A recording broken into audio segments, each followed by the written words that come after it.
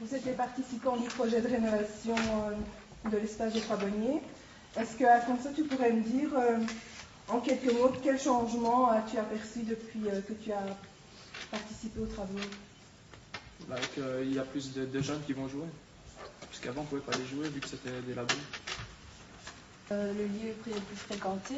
On va dire que les gens font un peu plus attention à ce qu'on a fait.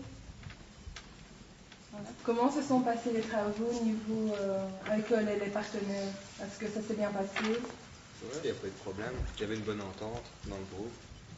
Non, ce que nous disait. Monsieur Caudry, vous avez travaillé avec les jeunes en 2005 sur la rénovation du site des Trois-Bonniers. Que pensez-vous du travail que vous avez effectué avec les jeunes, que ce soit au niveau de l'ambiance et au niveau du fonctionnement? Une belle ambiance. On peut dire que les jeunes sont capables de s'investir activement pendant 15 jours pour améliorer leur quartier? Oh, ça oui. Tout à fait. C'est même malheureux maintenant quand on voit, c'est qu'il y a des plus vieux qui s'en vont abîmer un peu ce qu'ils ont fait. Que pensez-vous des travaux effectués par les jeunes de l'entité des Fontaines?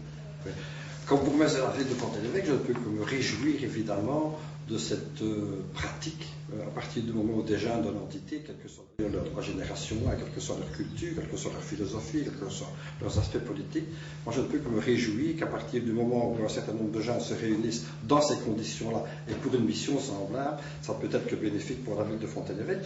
Et moi je souhaite d'ailleurs que l'exemple que vous donnez au niveau des Trois-Bonniers soit un exemple qui soit suivi par d'autres quartiers, autrement dit par d'autres jeunes. Ça ne fait jamais qu'un plus pour la ville de Fontaine-l'Évêque.